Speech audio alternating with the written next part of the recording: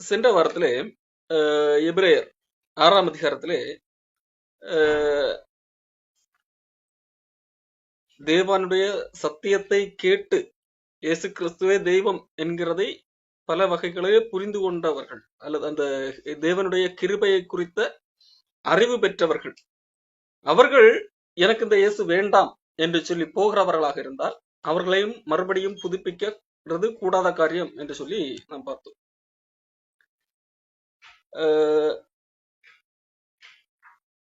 காரணம், அவர்கள் எல்லாவற்றையும் அனுபவித்தவர்களாக இருக்கிறார்கள்.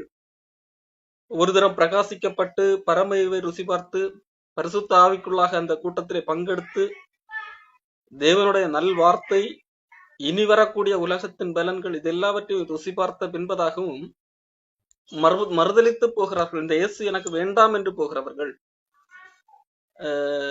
இந்த சத்தியம் எங்களுக்கு வேண்டாம் என்று சொல்லி போகிறவர்கள், அவர்களை மறுபடியும் புதுப்பிக்கிறது மனம் திரும்புவதற்கு ஏதுவாக புதுப்பிக்கிறது கூடாத காரியம் என்பதாக எழுதப்பட்டிருக்கிறது. ஏன் என்று சொன்னால், அவர்கள் தேவனுடைய குமாரனை தாங்களே மறுபடியும் சிலுவையில் அறைந்து அவமானப்படுத்துகிறார்கள். அவர்கள் இயேசு கிறிஸ்துவை, அவர் ஏற்கனவே மனிதர்களுடைய பாவங்களுக்காக சிலுவையில் அறையப்பட்டார், அது நிமித்தம்தான் மீட்பு. ஆனால் அந்த உண்மையை குறித்து பல முறை சத்தியத்தை கேட்டவர்கள், அவருடைய கிருபையை குறித்து எல்லாவற்றையும் அறிந்து கொண்டவர்கள், ஏதோ ஒரு காரியத்திற்காக இந்த இயேசு கிறிஸ்துவே எனக்கு வேண்டாம், எல்லாம் தெரிந்து சத்தியத்தை அறிந்து கொண்டவர்கள் இந்த இயேசு கிறிஸ்து வேண்டாம், இந்த இயேசு கிறிஸ்து நிராகரிக்கிறோம் என்று சொல்லி போகிறவர்கள், அவர்கள் இயேசு கிறிஸ்துவை மறுபடியும் சிலுவையில் அறைகிறவர்களாக இருக்கிறார். ஏன் இந்த வார்த்தை பயன்படுத்தப்பட்டிருக்கிறது என்று சொன்னால், அவர்கள் தங்கள் ரட்சிப்பை நிராகரிக்கிறார்கள். இயேசு கிறிஸ்துவை அல்லாமல் ரட்சிப்பு என்பது கூடாத காரியம். இயேசு கிறிஸ்து மூலமாக மட்டுமே ஒரு மனிதன் காப்பாற்றப்பட முடியும். அப்போ இது அவர்கள் அறிந்த பின்பதாகவும் அவர்கள் புரிந்து கொண்ட பின்பதாகவும் அந்த கூட்டத்திலே சில நாட்கள் பங்கெடுத்த பின்பதாகவும், சரி இதுல வேண்டாம், இயேசு கிறிஸ்து மூலமாகத்தான் ரட்சிப்பு என்கிற இந்த உண்மையை நாங்கள் புறக்கணிக்கிறோம், எங்களுக்கு இந்த உண்மை தேவையில்லை, இந்த இயேசு கிறிஸ்துவே தேவையில்லை என்று சொல்லி அந்த ரட்சிப்பை புறக்கணித்து போகிறவர்கள். அப்போ ரட்சிப்பு புறக்கணிக்கிற அந்த செயல் இயேசு கிறிஸ்துவை மறுபடியும் சிலுவையில் அறைந்து அவமானப்படுத்துகிற ஒரு செயலுக்கு ஒப்பிடப்பட்டு இங்கே பேசப்பட்டிருக்கிறது. ஏன்? இயேசு கிறிஸ்து சிலுவையிலே அவர் செய்தது தியாகம். அந்த சிலுவை தியாகத்தை அவமதிக்கிறவர்களாக இருக்கிறார்கள். இந்த அவர் எல்லாவற்றையும் அறிந்த பின்பும் அவர் அங்கு அதை இவர் எனக்கு வேண்டாம் என்று சொல்லி போவது, அவர் அவ்வளவு தூரம் பட்ட பாடுகள், மனிதர்களுக்காக பட்ட தியாகங்கள், இது எல்லாவற்றையும் அவமானப்படுத்துகிற ஒரு செயலாக இருக்கிறது. ஆகவே அதை இங்க எபிரேய ஆசிரியர் எப்படி சொல்கிறார்? அவர்கள் இயேசு கிறிஸ்துவை மறுபடியும் சிலுவையில் அறைந்து அவமானப்படுத்துகிற ஒரு செயலோடு இங்கே ஒப்புமைப்படுத்துகிறார். ஆகையால் மீண்டும் அவர்களை புதுப்பிக்க முடியாது, மனம் திரும்புவதற்கு ஏதுவாக புதுப்பிக்க முடியாது என்பதாக சொல்லப்படுகிறது. ஏன் அவர்கள் மனம் திரும்புவதற்கு ஏதுவாக, அதாவது இயேசு இந்த சத்தியம் எங்களுக்கு வேண்டாம் என்று சொல்லிவிட்டு போகும்போது, இந்த இயேசு கிறிஸ்து வேண்டாம் என்று சொல்லிவிட்டு போகும்போது அவர்களை மறுபடியும் மனம் திரும்பி வைத்து அவர்கள் மறுபடியும் இயேசு கிறிஸ்துவிடத்திலே கூட்டிக் கொண்டு வருவது ஏன் கூடாத காரியம் என்று சொல்லப்படுகிறது என்றால், அவர்கள் மனம் திரும்ப விரும்பாத ஒரு நிலையிலே இருக்கிறார்கள். ஒன்று, அவர்கள் சத்தியத்தை அறியாததினால் அல்ல. இன்றைக்கு அநேக மக்கள் இயேசு கிறிஸ்துவை கொள்ளவில்லை. காரணம், அவர்கள் சத்தியத்தை அறியவில்லை. ஆனால் இந்த கூட்டம், இங்கே எபிரேய ஆசிரியர் சொல்லுகிற கூட்டம், அவர்கள் சத்தியத்தை ஏற்றுக்கொண்டு பல நாள் அங்கே கூட்டத்திலே அதான் பரிசுத்த ஆவியை பெற்றும் என்று சொல்லப்பட்டிருக்கிறது. பரிசுத்த ஆவியிலே பங்கடைந்தவர்கள், எல்லாவற்றையும் இனி வருகின்ற பலனை எல்லாம் ருசி பார்த்தவர்கள். அப்போ அப்படிப்பட்டவர்கள் எல்லாவற்றையும் அறிந்தவர்கள். அப்போ அவர்கள் அறிந்து விட்டு வேண்டும் என்றே புறப்படுகிறார்கள். அப்போ அவர்கள் என்னது? மனம் திரும்ப விரும்பாத நிலையிலே இருக்கிறார்கள்.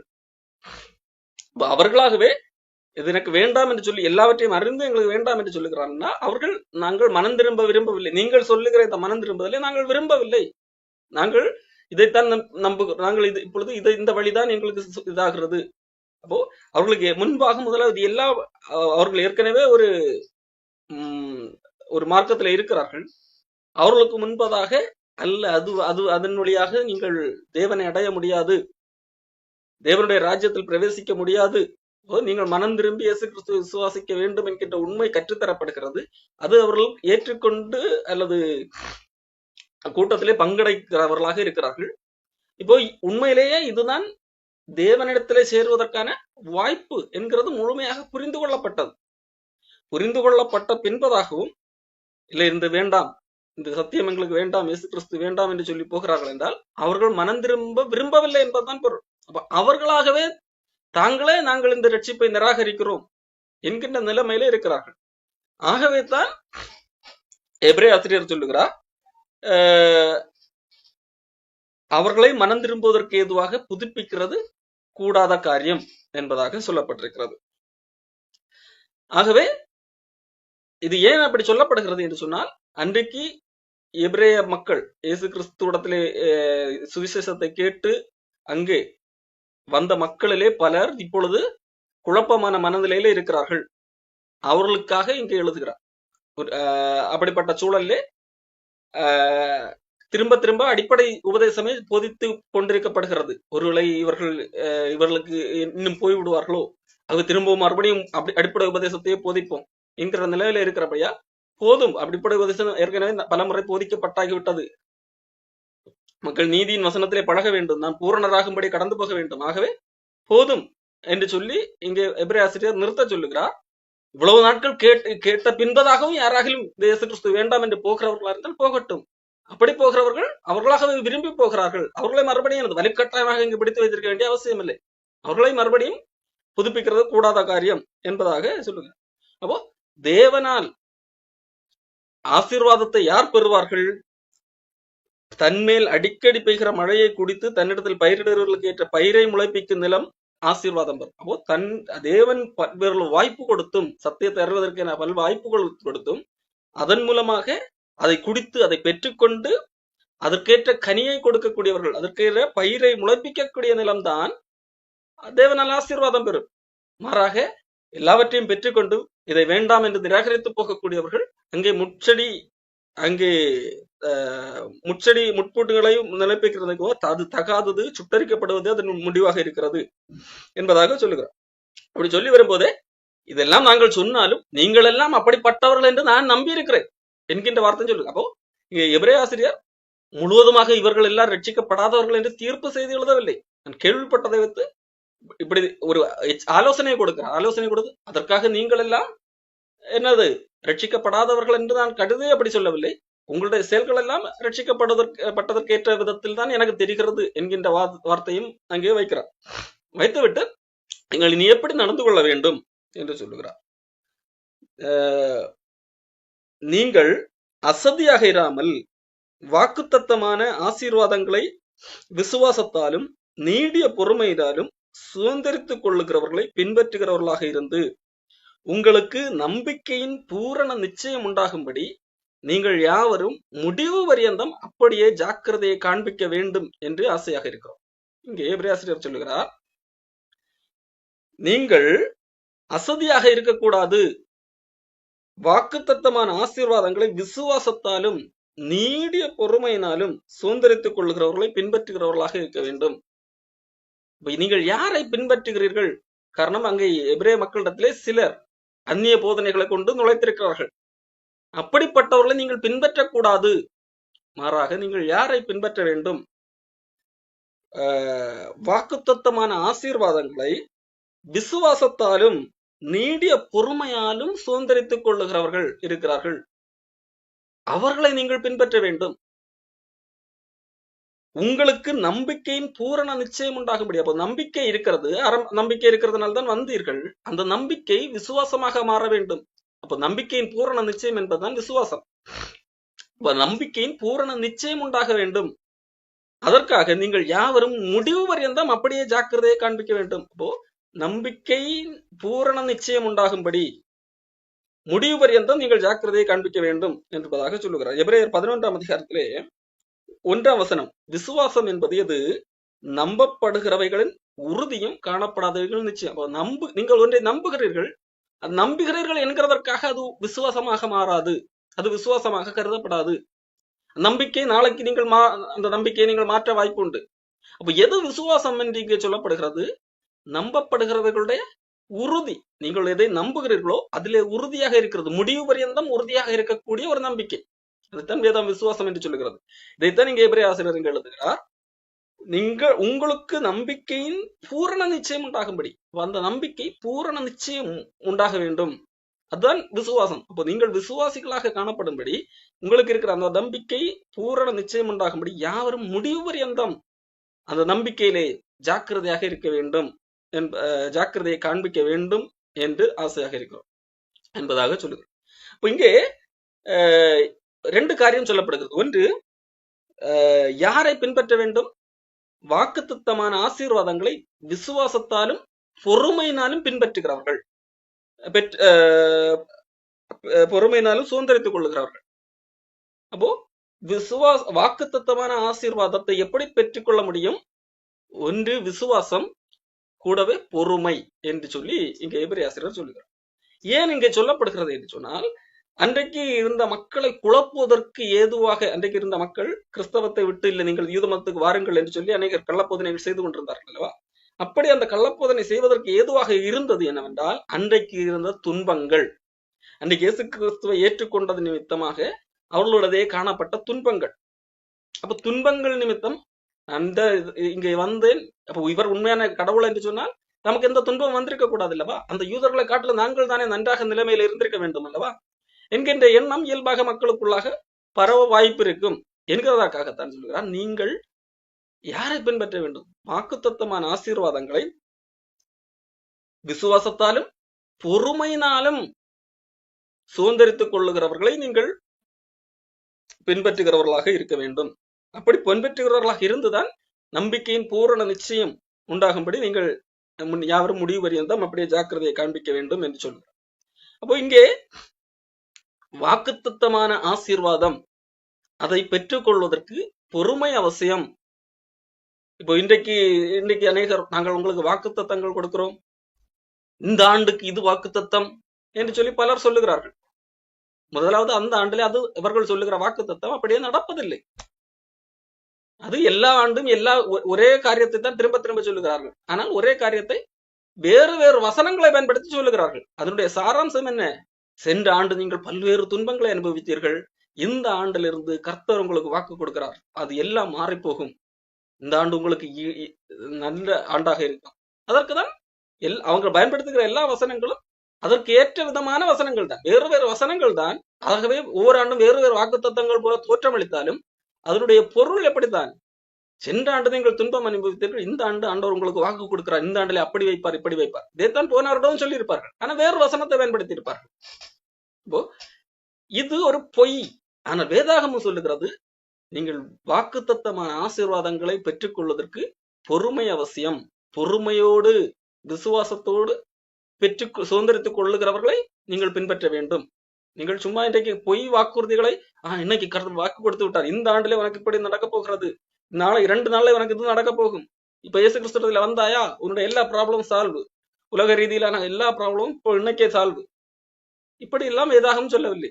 இப்போ வாக்குத்தத்தமான ஆசீர்வாதங்களை விசுவாசத்தாலும் பொறுமையினாலும் பெற்றுக் கொள்ளுகிறவர்கள், சுதந்திரித்துக் கொள்ளுகிறவர்கள், அவர்களை பின்பற்றுகிறவர்களாக இருக்க வேண்டும். அப்போ மட்டுமல்ல, இங்கே வாக்குத்தத்தமான ஆசீர்வாதம் என்று சொல்வது எது என்கிறதை நாம் புரிந்து கொள்ள வேண்டும்.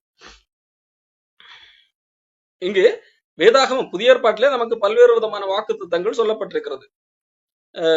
யோவான் 3:16 நம் நித்திய ஜீவனை அடையும்படியாக பிதாவானவர் குமாரனை தந்தருளினார். அப்போ நமக்கு நித்திய ஜீவன் என்கிறது வாக்குத்தத்தமாக இருக்கிறது. நித்திய ஜீவனை அளிப்பேன் என்பதே தேவன் நமக்கு செய்த வாக்குத்தத்தம். பரிசுத்த ஆவியை குறித்த வாக்குத்தத்தம் என்று சொல்லப்பட்டிருக்கிறது. அப்ப இயேசு கிறிஸ்துவை விசுவாசித்து அவருடைய பிள்ளைகளாகிறவர்களுக்கு தேவன் ஆவியை அளவில்லாமல் கொடுக்கிறவராக இருக்கிறார். இப்ப தம்மை விசுவாசிக்கிறவர்களுக்கு அவர் பரிசுத்த ஆவியை அளிப்பார் என்கிறது ஒரு வாக்குத்தத்தமாக இருந்தது. இயேசு கிறிஸ்து யோவான் 7ஆம் அதிகாரத்திலே 37-38 அதுதான் சொல்லுவார், தம்மை விசுவாசிக்கிறவர்கள் அடைய போகிற ஆவியை குறித்து சொன்னார் என்று சொல்லி அங்கே சொல்லப்பட்டிருக்கு. இப்போ அது வாக்குத்தத்தமாக இருக்கிறது. தேவனுடைய ராஜ்யத்தை சுதந்திரித்துக் கொள்ள, அப்ப தேவனுடைய ராஜ்யத்திலே பங்கு பெறுதல், ராஜ்யத்திலே பங்கு பெறுதல், தேவ ராஜ்யத்திலே பங்கு பெறுதல், அது நமக்கு வாக்குத்தத்தம். இயேசு கிறிஸ்துவோடு கூட பக்கத்திலே இருந்து அவருக்கு சமமாக உட்கார்ந்து ஆளுகை செய்தல், அப்போ இது எல்லாம் நமக்கு தேவன் தருகிற வாக்குத்தத்தம், அதனூடாக ஆசீர்வாதமாக இருக்கிறது. அப்போ பாவ மன்னிப்பு, தேவனுடனான உறவு, நம் புதிய இதயம், இது எல்லாமே ஆசீர்வாதமாக சொல்லப்பட்டது. ஆபிரகாமுக்கு கொடுக்கப்பட்ட ஆசீர்வாதம் கிறிஸ்துவின் மூலமாக விசுவாசிகளுக்கு வருகிறது. கலாத்தியரிலே பவுல் சொல்லுகிறார். அப்ப அது எதை குறித்து சொல்லப்படுகிறது? விசுவாசத்தினால் நீதிமான்கள் ஆக முடியும். நியாயப்பிரமாணத்தின் செயல்கள் மூலமாக நீங்கள் தேவனுக்கு முன்பாக நிற்க முடியாது, மாறாக விசுவாசத்தின் மூலமாகவே நீதிமானாக மாற முடியும் என்று சொல்லி அது வாக்குத்தத்தமான ஒரு ஆசீர்வாதமாக இருக்கிறது. அப்போ இதான் ஆபிரகாமுக்குண்டான ஆசீர்வாதம், இது விசுவாசத்தினால் நீதிமானாகுது. அப்போ இது எல்லாமே என்னது, எப்படி பெற முடிகிறது? இது இது எல்லாமே நம் இயேசு கிறிஸ்துவை ஏற்றுக்கொள்ளும் போதே நமக்கு ஆரம்பிக்கிறது. அதனுடைய அந்த வாக்குத்தத்தங்கள் தொகுப்பாகிய நித்திய ஜீவன் என்கிறது, தேவனோட ஆளுகை செய்கிற இது எல்லாமே எப்பொழுது நடக்க போகிறது? இனிமேல் நடக்க போகிறது. அப்போ இந்த நமக்கு துன்பம் இல்லாத வாழ்வு, மரணம் இல்லாத வாழ்வு, இப்போ இது எல்லாமே இதுக்குள்ளாக அடக்கம் தான். அதான் நித்திய ஜீவனுக்குள்ளாக அடக்கமான காரியங்கள். ஆனால் அது எப்பொழுது நிறைவேற போகிறது? அதற்கு காலங்கள் இருக்கிறது. அதற்கு பொறுமை அவசியம். ஆனால் பலர் என்ன நினைப்பதுண்டு, கிறிஸ்தவ ஆகிவிட்ட இனிமே எனக்கு பிரச்சனை கிடையாது, நான் நினைத்ததெல்லாம் நடக்க வேண்டும், எனக்கு ப்ரமோஷன் கிடைக்க வேண்டும், அது கிடைக்க வேண்டும், எல்லாம் இப்பொழுதே நடக்க வேண்டும். இதெல்லாம் இவர்களாகவே எண்ணுகிற எண்ணங்கள். அப்போ மாறாக ஆண்டவர் கொடுத்த வாக்குத்தத்தம் பூரணமாக நிறைவேற காலங்கள் இருக்கும், அதற்கு பொறுமை அவசியமாக இருக்கிறது. அப்போ அந்த பொறுமை இல்லாதபடியினால்தான் பலர் என்ன செய்கிறீர்கள், விட்டு போகிறவர்களாக இருக்கிறது. இயேசு கிறிஸ்து சொன்ன விதைக்கிறவன் பற்றிய ஓமையில கூட சில விதைகள் கற்பாறை இடத்திலே விளர்ந்தது, அது வளர்ந்தது, முளைத்தெழும்பி வளர்ந்தது. ஆனால் அதற்கு மேல் என்ன செய்ய முடியவில்லை, அதற்கு ஈடு கொடுக்க முடியவில்லை. காரணம், அது துன்பம் வரும்போது, பிரச்சனை வரும்போது என்ன செய்கிறது, அதுக்கு அது வேர் கொள்வதில்லை, பட்டு போகிறது. முள்ளுள்ள இடம், ஐஸ்வர்யத்தின் கவலை, இந்த உலகத்தில் உள்ள காரியங்கள் எல்லாவற்றையும் அதை நெருக்கும் போது அது போச்சு. ஆனா அங்கே பொறுமை இல்லாத சூழ்நிலை காணப்படுகிறது. அந்த நல்ல நிலத்திலே விழுகிறதோ, என்னதான் பிரச்சனை, மழை அடித்தாலும் வெயில் அடித்தாலும் அது நிலைத்து வளரக்கூடிய ஒன்றாக காணப்படுகிறது. அப்போ பொறுமை அவசியம், விசுவாசம் பொறுமை அவசியம் என்று சொல்லி அப்படிப்பட்டவர்களை நீங்கள் பின்பற்றுங்கள் என்று சொல்லுகிறார். அதுக்கு இங்கே ஒரு உதாரணத்தையும் காண்பிக்கிறார். ஆபிரகாம் என்கின்ற மனிதனை இங்கே எபிரேயர் காண்பிக்கிறார். ஆபிரகாமுக்கு தேவன் வாக்குத்தத்தம் பண்ணின போது, தமிழும் பெரியவர் ஒருவரும் இல்லாதபடியினாலே தமது பேரிலே தானே ஆணையிட்டு, நிச்சயமாக நான் உன்னை ஆசீர்வதிக்கவே ஆசீர்வதித்து உன்னை பெருக பண்ணுவேன் என்றார். அந்தபடியே அவன் பொறுமையாய் காத்திருந்து வாக்குத்தத்தம் பண்ணப்பட்டதை பெற்றான். அப்போ ஆபிரகாமுக்கு ஆண்டவர் 75 வயதிலே அவனை அழைத்து ஆசீர்வாதம் பண்ணுகிறார். என்ன பண்ணுகிறார், உன்னை நான் பெரிய ஜாதியாக்கி உன்னை பெருகவே பெருக பண்ணுவேன் என்று சொல்லி ஆதியாகமம் 12ஆம் அதிகாரத்திலே நாம் இந்த காரியத்தை பார்க்கிறோம். அவன் அந்த இடத்துல இருந்து புறப்பட்ட போது 75 வயது என்று சொல்லி அங்கு தான் எழுதப்பட்டிருக்கிறது. ஆதியாகமம் 12:2, நான் உன்னை பெரிய ஜாதியாக்கி உன்னை ஆசீர்வதித்து உன் பேரை பெருமைப்படுத்துவேன், நீ ஆசீர்வாதமாக இருப்பாய், உன்னை ஆசீர்வதிக்கிறவர்களை ஆசீர்வதிப்பேன். இப்ப இந்த காரியங்கள் எல்லாம் எழுதப்பட்டிருக்கு. தொடர்ந்து ஆண்டவர் பல இடங்களிலே ஆபிரகாமோடு இந்த காரியத்தை தான் பேசுவார். உனக்கு முன் சந்ததிக்கும் வாக்குத்தத்தங்கள், இப்ப இப்படிப்பட்ட காரியங்கள் எல்லாம் நாம் படிக்கிறோம். அப்போ இந்த காரியத்தை அவன் எப்படி பெற்றுக் கொண்டான்? ஆண்டவர் 75 வயதிலே சொன்னான், 76வது வயதிலே எல்லா காரியங்களும் அந்த வாக்குத்தத்தம் முழுவதுமாக நிறைவேறி முடிந்ததா? இல்லை. அவன் பொறுமையோடு காத்திருந்தான். வாக்குத்தத்தம் பண்ணப்பட்டதை அடையும்படியாக பொறுமையோடு காத்திருந்தான். ஆண்டவருக்கு என்ன வாக்குத்தத்தம் கொண்டுகிறார், உன்னை ஆசீர்வதிக்கவே ஆசீர்வதித்து பெருகவே பெருக பண்ணுவேன். ஒரு இடத்துல கடற்கரை மணலத்திரையாக உன் சந்ததிகள் பெருகும் என்று சொல்லப்படுகிறது. அப்போ இந்த வாக்குத்தத்தம் எப்பொழுது ஆபிரகாமுக்கு நிறைவேறினது? 76வது வயதிலே நிறைவேறினதா? 80 வயதிலே நிறைவேறினதா? 86ல ஆபிரகாம் ஒரு மனைவி பேச்சுக்கிட்டு தவறான டிசிஷன் எடுக்கிறான், அங்க இஸ்மவேல் உருவாகிறான். ஆனால் அது ஆண்டவருக்கு கொடுத்த வாக்குத்தத்தம் அல்ல, வாக்குத்தத்தத்தின் ஆசீர்வாதம் அல்ல. மாறாக 100வது வயதிலே ஆபிரகாமுக்கு வாக்குத்தத்தமான ஈசாக்கு பிறக்கிறான். அப்ப எத்தனை வருடம் அவன் பொறுமையோடு இருந்தான்? 25 வருடம். சரி, இப்ப 25 வருடத்திலே அவனுடைய வாக்குத்தத்தம், அவன் பொறுமையோட இருந்த போது வாக்குத்தத்தம் நிறைவேறினது. ஆனால் அது பூரணமான நிறைவேறுதலா? இல்லை. அதுதான் ஆண்டவர் சொன்ன அந்த பூரணமான நிறைவேறதா? இல்லை. அப்போது அவனுக்கு ஒரு குழந்தை தான். ஆண்டவருக்கு என்ன சொன்னார்? உன்னை பெரிய ஜாதி ஆக்குவேன், பெருகவே உன்னை ஆசீர்வதித்து பெருகவே பெருக பண்ணுவேன். ஒரு குழந்தை பிறந்தது ஒரு பெருகவே பெருக பண்ணுகிற செயலா? இல்லை. அதன் பிறகு பல பல ஆண்டுகள் கழித்து மக்கள் பெருகுகிறார்கள், இஸ்ரவேல் கோத்திரம் பெருகுகிறது. அப்போ எப்பொழுது அந்த வாக்குத்தத்தம் பூரணமாக மாறுகிறது?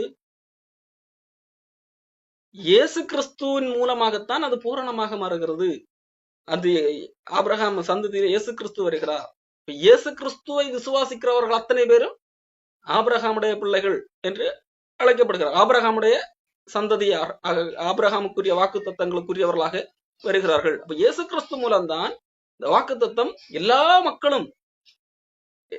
மக்களும் தேவனுடைய பிள்ளைகள் என்கின்ற அந்த காரியத்தை பெறுகிறார்கள். அந்த அந்த ஆபிரகாமுக்கு கொடுத்த வாக்கு தத்தம் அங்கே எங்கே நிறைவேறுகிறது? இயேசு கிறிஸ்துவின் மூலமாகத்தான். அதுதான் இன்றைக்கும் நடந்து கொண்டிருக்கிறது. இயேசு கிறிஸ்துவை விசுவாசிக்கிற அத்தனை பேரும் தேவனுடைய பிள்ளைகள் ஆகிறார்கள். அப்ப தேவனுடைய பிள்ளைகள் அத்தனை பேரும் இன்றைக்கு யார்? ஆபிரகாமுடைய சந்ததியார்.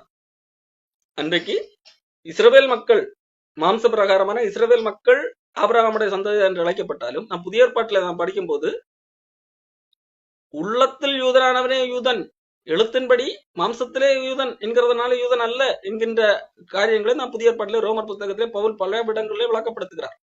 நாமே ஆவிக்குரிய இஸ்ரவேலராக இருக்கிறோம் என்று சொல்லி எல்லாம். அப்போ இயேசு கிறிஸ்து மூலமாக, இயேசு கிறிஸ்து விசுவாசிப்பதன் மூலமாக நாம் அந்த பாக்கியத்தை பெற்றுக் கொள்கிறோம். அப்போ எப்பொழுது அந்த நிறைவேறுகிறது? எத்தனை பல ஆண்டுகள் முழுமை அந்த வாக்குத்தத்தம் முழுமையாக, அந்த ஆசீர்வாதம் முழுமையாக நிறைவேறதுக்கு என்னது? ஆபிரகாம் என்னது மரித்து பல ஆண்டுகள் ஆகிறது. அதற்காக அந்த வாக்குத்தத்தம் நிறைவேறவில்லையா? நிறைவேறியது. ஆனால் அவன் என்ன செய்கிறான்? ஆண்டவர் சொன்னார், ஒன்னும் நடக்கல, அப்ப இந்த ஆண்டவர் வேண்டாம் என்று சொல்லி போகவில்லை. அவன் பல வாழ்க்கையில பல தடுமாற்றங்கள் இருந்தது, அது வேதாகமம் பதிவும் செய்திருக்கிறது. ஆனால் எந்த இடத்திலும் அவன் இந்த ஆண்டவர் எனக்கு வேண்டாம் என்று சொல்லி போகவில்லை. மாறாக அவன் பொறுமையோடு அந்த வாக்கு தத்தத்தை பெற்றவனாக இருக்கிறான். கலாத்தியர் 3:14 ஆபிரகாமுக்கு உண்டான ஆசீர்வாதம் கிறிஸ்தியேசுவினால் புறஜாதிகளுக்கு வரும்படியாகவும் ஆவியை குறித்து சொல்லப்பட்ட வாக்கு தத்தத்தை நாம் விசுவாசத்தினை பெறும்படியாகவும் அப்படி ஆயிற்று. விசுவாச மார்க்கத்தார் யாவரும் விசுவாசமுள்ள ஆபிரகாமுடனே ஆசீர்வதிக்கப்படுகிறார்கள். 8 கலாத்தியர் 3:8 தேவன் விசுவாசத்தினாலே புறஜாதிகளை நீதிமான்களாக்குகிறார் என்று வேதம் முன்னதாக கண்டு உனக்குள் சகல ஜாதிகளும் ஆசீர்வதிக்கப்படும் என்று ஆபிரகாமுக்கு சுவிசேஷமாய் முன்னறிவித்தது. ஆபிரகாமுக்கு சுவிசேஷமாய் முன்னறிவித்தது எதை வைத்து? கிறிஸ்துவின் மூலமாக எல்லா மக்களும் நீதிமான்களாக்கப்படுவார்கள் என்கிறதை வேதம் முன்னதாக கண்டுதான் ஆபிரகாமுக்கு சொல்லப்பட்டது, உனக்குள் சகல ஜாதிகளும் ஆசீர்வதிக்கப்படும் என்று சொல்லி. அப்ப இதெல்லாம் எப்பொழுதும் முழுமையாக நிறைவேறது? ஆபிரகாம் இந்த பூமியில மாம்ச ரீதியில உயிரோடு இருந்த போதா? இல்லை. ஆனால் வாக்குத்தத்தம் நிறைவேறினது. அப்ப பொறுமையோடு காத்திருந்தான். அப்ப அதே போலத்தான் நமக்கும் இங்கே பூமியில கொடுக்கப்பட்ட, இங்கே இயேசு கிறிஸ்துவை விசுவாசிக்கும் போது நமக்கு தரப்பட்ட வாக்குத்தத்தங்கள், சில விஷயங்கள் உடனடியாக தேவனுடைய பிள்ளைகளாகிறோம், தேவ உறவிலே நம்முடைய பாவங்கள் மன்னிக்கப்படுகிறது, பரிசுத்த ஆவியை பெறுகிறது, இதெல்லாம் உடனடியாக நிறைவேறுகிறது. ஆனால் அதனுடைய தொடர்ச்சி முழுமையான அந்த ஒட்டுமொத்த வாக்குத்தத்தமான ஆசீர்வாதங்கள், அது முழுமையாக நம்முடைய கண்ணால் பார்க்கக்கூடிய காரியங்கள், அது அதற்கு பொறுமையோடு தான் காத்திருக்க வேண்டும். அதைத்தான் இங்கே எபிரேய ஆசிரியர் சொல்லுகிறார். அப்போ அப்படிப்பட்டவர்களை விசுவாசத்தினாலும் பொறுமையினாலும் வாக்குத்தத்தமான ஆசீர்வாதங்களை சுதந்திரித்துக் கொள்ளுகிறவர்களை பின்பற்றுகிறவர்களாக இருக்க வேண்டும் என்று சொல்லி இங்கே ஆபிரகாமை உதாரணமாக காட்டுகிறார். அப்போ ஆபிரகாமுக்கு ஆண்டவர் என்ன பண்ணினார்? ஆபிரகாமுக்கு தேவன் வாக்கு பண்ணின போது எபிரேயர் 6:13 ஆணையிடும்படி தம்மிலும் பெரியவர் ஒருவரும் இல்லாதிருந்தபடியினாலே தமது பேரில் தானே ஆணையிட்டார். இப்போ ஆண்டவர் ஆபிரகாமுக்கு வாக்கு கொடுக்கும் போது வாக்கு தத்தத்தை மட்டும் சொல்லவில்லை, மாறாக தன்னுடைய பேரிலே ஆணையிட்டு கூறினார். வேதாகமத்துல பல இடங்கள்ல என் ஜீவன் பேரிலே ஆணையிட்டு அப்படிங்கிற வார்த்தை எல்லாம் நான் பார்க்க முடியும். ஏன் ஆணையிடுதல்? இதற்காக, ஒரு காரியத்தை உறுதிப்படுத்துவதற்காக. பொதுவாக ஒரு மனிதன் ஆணையிடுகிறான் என்று சொன்னால் சும்மா சொன்னாலே ஓகே தான், சரிதான், உண்மை. ஆனால் ஆணையிடுகிறது என்று சொல்லுது அதை மேலும் உறுதிப்படுத்தக்கூடிய செயல். கண்டிப்பாக எந்த விதத்திலும் மாறவே மாறாது என்கிறதற்காக ஒரு ஆணை. ஆண்டவர் வாக்குத்தத்தம் கொடுக்கிறார், பிராமிஸ் பண்ணுகிறார். அது ஆண்டவர் பிராமிஸ் பண்ணுகிறதே அது மாறாது. ஆனால் அதை மேலும் உறுதிப்படுத்தும்படியாக தமது பேரில் ஆணையிடுகிறார்.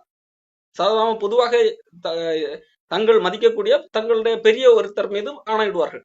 இந்த நபர் மீது ஆணையாக, கர்த்தர் மீது ஆணையாக நான் வருகிறேன், இப்படி எல்லாம் சொல்லப்பட்ட வார்த்தைகளையும் பார்க்கணும். யார் அவர்கள் யாரை பெரியவர்களாக கருதுகிறார்களோ அவர்களை முன்னிட்டு ஆணையிடுவார்கள். ஆண்டவர் ஆணையிடுகிறார் என்று சொன்னால்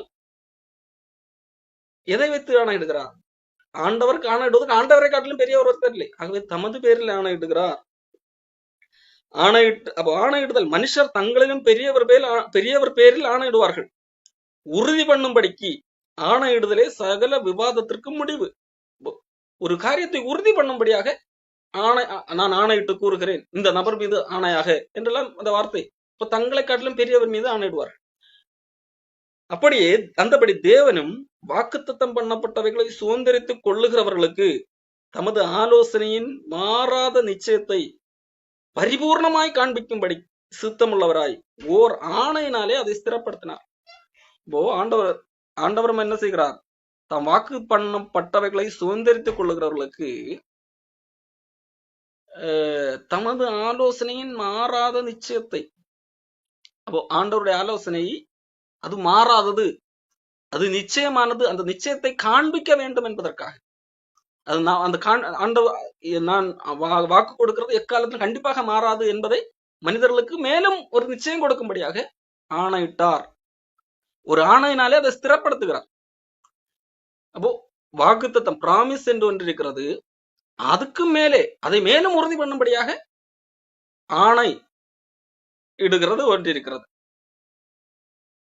அதுதான் நமக்கு முன் வைக்கப்பட்ட நம்பிக்கையை பற்றி கொள்ளும்படி அடைக்கலமாய் ஓடி வந்த நமக்கு 2 மாறாத விசேஷங்களினால் நிறைந்த ஆறுதல் உண்டாகும்படிக்கு எவ்வளவேனும் பொய்யுரையாத தேவன் அப்படி செய்தார். அப்போ நமக்கு முன்வைக்கப்பட்ட நம்பிக்கை, நமக்கு முன்பாக ஒரு நம்பிக்கை முன்வைக்கப்பட்டிருக்கிறது தேவனா. அந்த நம்பிக்கை தான் கிறிஸ்தவ நம்பிக்கை. இப்ப இந்த நமக்கு முன்பாக வைக்கப்பட்ட இந்த நம்பிக்கையை நாம் பற்றி கொள்ள வேண்டும். அப்ப இந்த பற்றி கொள்ளும்படியாக நாம் ஓடி வந்திருக்கிறோம். அடைக்கலமாக தேவன் இந்த நம்பிக்கையை நம்பி, ஆண்டவர் கொடுத்த இந்த அழைப்பின் பேரில் அதை நம்பி நாம் ஓடி வந்திருக்கிறோம்.